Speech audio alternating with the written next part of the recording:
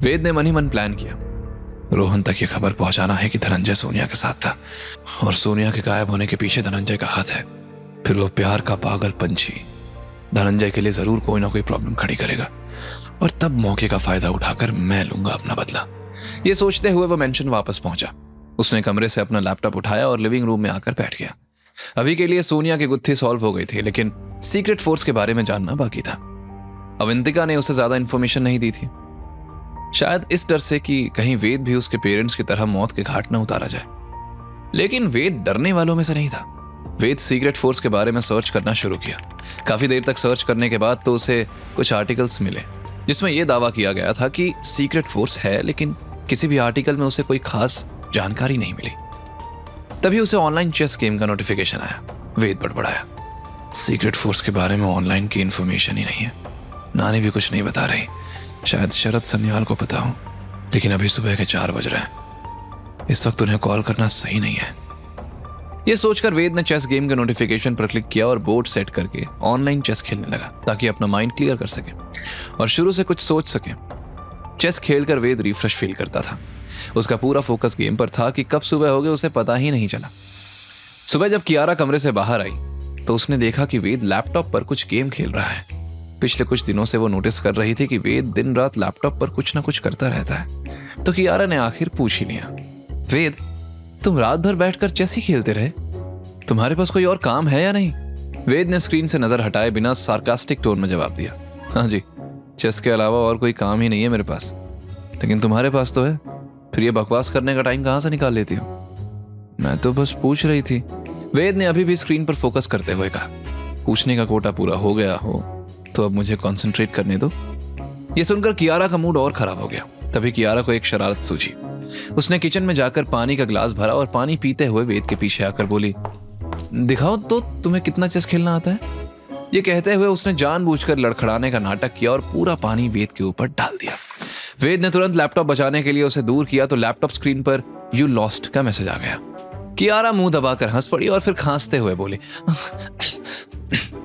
Sorry वेद, वो मेरा पैर स्लिप हो गया गलती से। वेद ने पलटकर घूरते हुए कियारा की तरफ देखा। ये क्या किया कियारा? तुम्हारा दिमाग खराब है, डॉक्टर को दिखाओ।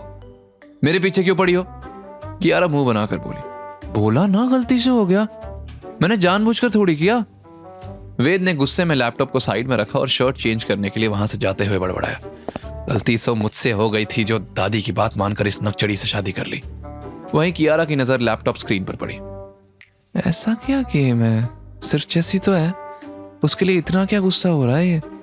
तभी उसे एक टूर्नामेंट का नोटिफिकेशन आया, international chess championship, prize money 50 lakh, registration closes in 2 days।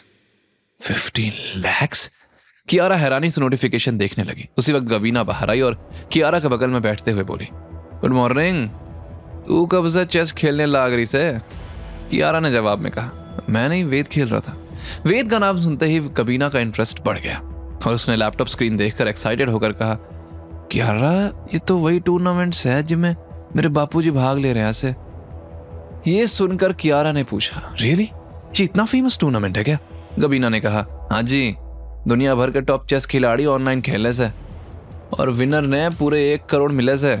इस गेम में बैटिंग में चाले से मेरे बापूजी 1 साल तक खेल रहे ऐसे और अब तक 5 लाख जीत लिया से। कियारा ने वेद का प्रोफाइल चेक किया तो शॉक हो गई, लेकिन इसके अकाउंट में बैटिंग के पूरे 20 लाख हैं और ऊपर से इसने बस 6 महीने पहले अपनी प्रोफाइल बनाई है। यह सुनकर अंदर ही अंदर गवीना जलन और फ्रस्ट्रेशन से भर गई। गवीना मन ही मन बड़बड़ाई, अरे धत तेरी की, अरे बापूजी ने बरसा मेहनत करी चेस में, फिर जाके 5 लाख जीते और यो छोरा वेद 6 महीने में 20 लाख की बैटिंग मनी भी जमा कर लिया। तभी वेद फ्रेश शर्ट पहनकर बाहर आ गया। उसने देखा कियारा और गवीना उसके लैपटॉप को देख रहे थे।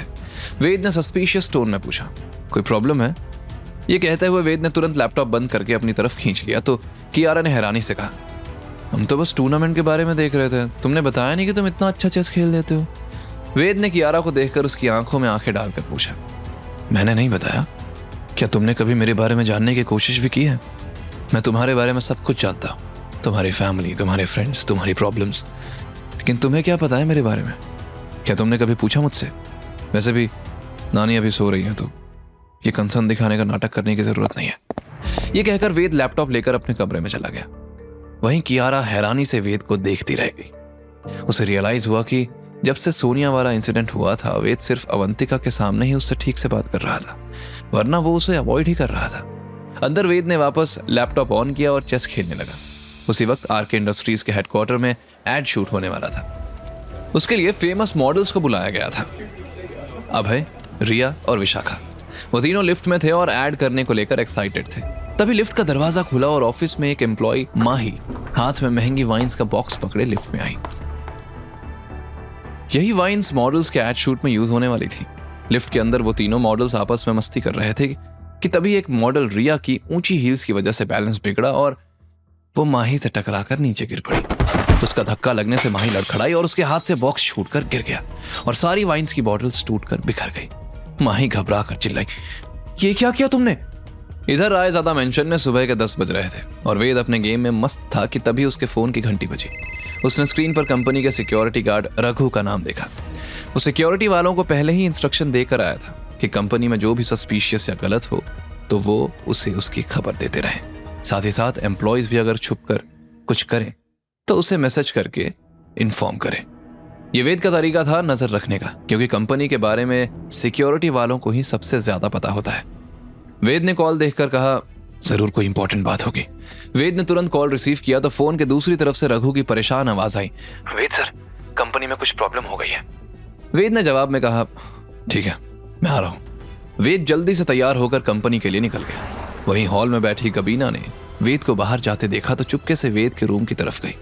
उसके दिमाग में प्लान चल रहा था, अगर मैं इसका अकाउंट डिलीट कर दूं ना तो ये खेल भी ना पाएगा और जो पैसे जीतते से वो भी गायब हो जाएंगे। इसने मेरे भाई को पिटाया था ना, अब इसने मजा चखाऊंगी मैं। उसने डोर हैंडल को धीरे से घुमाने की कोशिश की लेकिन दरवाजा लॉक था। शट, ये दरवाजा क्यों बंद करके गया है? के छुपा रहा है छोरा? पिछली बार तो खुला रखा था ना।